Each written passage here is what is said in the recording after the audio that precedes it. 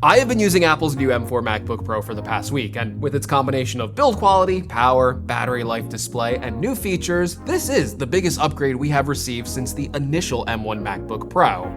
However, is this finally the time to buy a MacBook Pro, or even with these upgrades, did Apple not go far enough this year? Well, I think the one thing we can all agree on is that the chargers that Apple includes in the box just aren't good enough for the multi-modern device lifestyle we all live, which is why I use Ugreen's Nexode 100-watt charger. This charger comes with enough power to charge my MacBook Pro, my iPhone, my AirPods, and my Apple Watch, all with one power brick, and it has 3 USB-C ports and a USB-A port to charge pretty much every electronic device I own. Despite its small size, it's also packing 100 watts of high power through these 2 USB-C ports, and it can charge an M2 MacBook Air to 55% in just 30 minutes. And despite all this power, it's also small and travel-friendly with a foldable design, so it's always in my bag.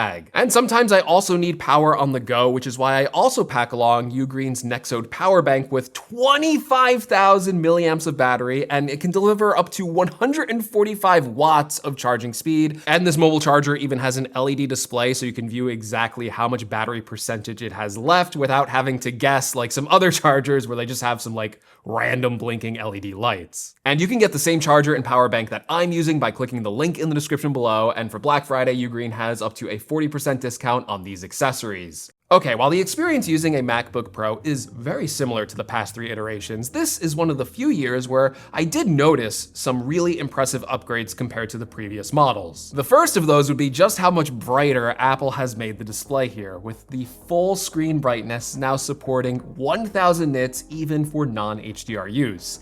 This has made the laptop much more legible to use outside or near a window, even in direct sunlight. And when I went back to my M3 MacBook Pro, even when using it in the shade, I instantly noticed the huge decrease in outside clarity and visibility. And that is without Apple's optional $150 nano texture display upgrade, which will reduce glares and reflections even further. I'm tempted to say, based on my experience with just the regular display, that most people won't need a nano texture display, but I did actually get the nano texture display on my 24-inch iMac, and even though I feel like this is good enough to use outdoors, the nano texture completely eliminates all glares and reflections. So that is maybe one of the few regrets I have with this MacBook Pro model. If I went to reorder it, I think I would add on the nano texture.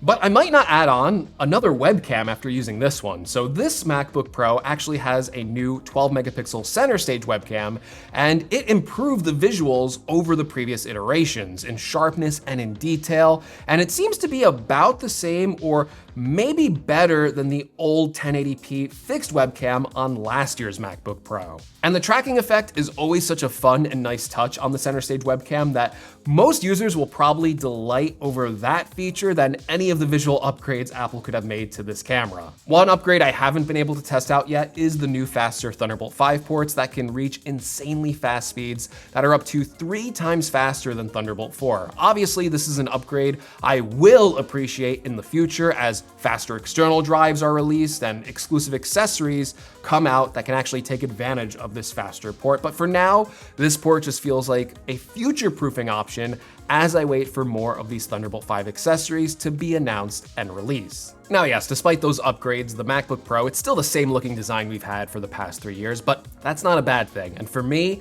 coming from my 16-inch MacBook Pro, I am loving just how much more compact and lightweight this 14-inch size is. I also like how the 14-inch M4 Pro configuration doesn't have as many downsides as there used to be compared to the 16-inch version. Most notably is battery life has improved so much on the M4 Pro that it feels about the same in battery life and daily usage as my older 16-inch model.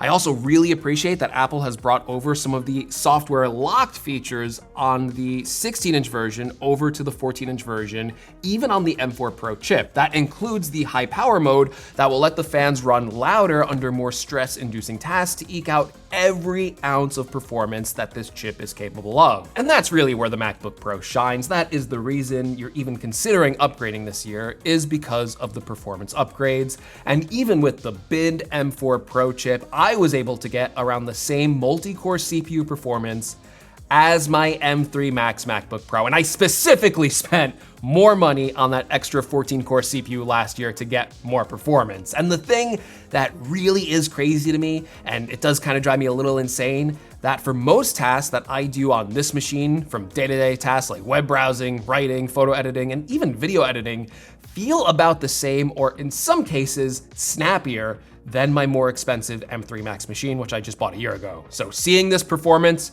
for a $2,000 price point, I honestly can't help but feel like I'm getting ripped off. And if you're one of those people that bought an M3 machine like me last year, you can't help but feel like you overspent on those machines with the kinds of performance advantages you are seeing even at the base level M4 Pro chip.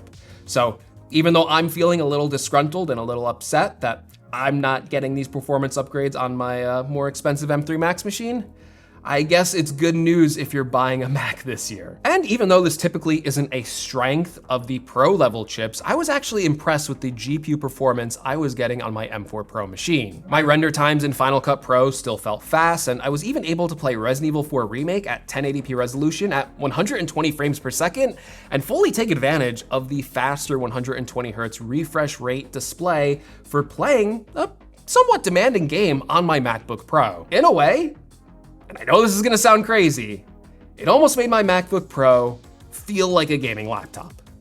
I don't know if I should say that. I don't know if that's gonna lose me some street cred with all the gamers out there, because, you know, people aren't buying a MacBook to play games on, and you can obviously get, you know, a better system for the same price point from Windows, you know, Windows machine, but I just felt like, oh, wow, I have a laptop that can take advantage of all this hardware, and it's a MacBook. And that was a nice feeling to have. And that's where this year feels a little different for performance compared to last year. Out of the box, I feel like the M4 Pro MacBook Pro is a true pro level laptop. And I would have no problem recommending even this base M4 Pro configuration to even more demanding users. I think that has a lot to do not only with the M4 Pro chip's performance upgrades, but also with the configuration spec bump Apple has done on all of their base models this year. Out of the box, the MacBook Pro now comes with 24 gigabytes of memory, that's 6 gigabytes more than last year's model, and 8 gigabytes more than the model before that. And with an M4 Pro chip and 24 gigabytes of memory, that's honestly enough for most people out of the box for intensive workloads like video editing, music production, development, photo editing, and so much more. And because of that, this year, the MacBook Pro almost feels like a perfect laptop. Now, that's not saying there isn't room for improvement. I mean, I think the one glaring thing that most people would ask for, and really isn't a technical hurdle, is just more storage or cheaper storage, because the 512 gigabyte storage option on the base model isn't exactly the most in the world. And I would love for Apple to change their pricing tiers. Instead of a, you know, $200 upgrade, why not make it like a $100 upgrade for doubling the storage?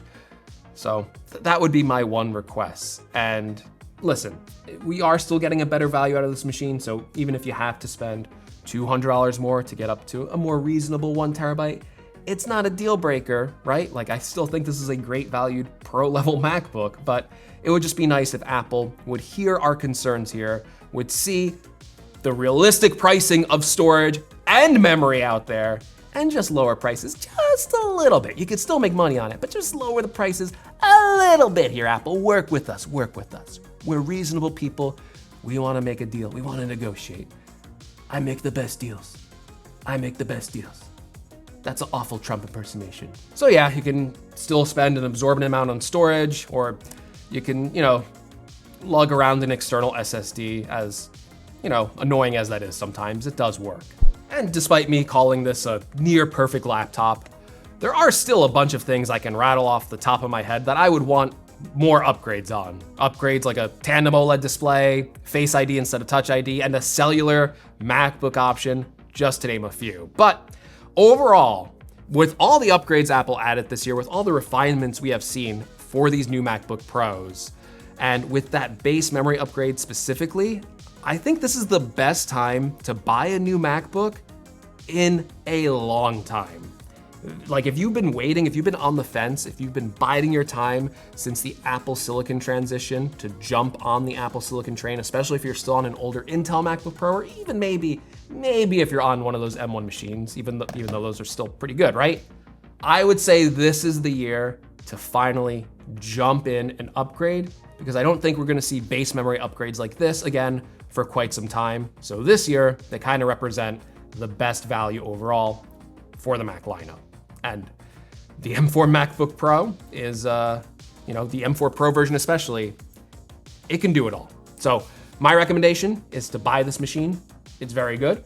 Hopefully you found this video helpful though. If you liked it, please give me a like. If you want to see more, make sure you're subscribed. And as always, thank you so much for watching, and I'll catch you all in the next one.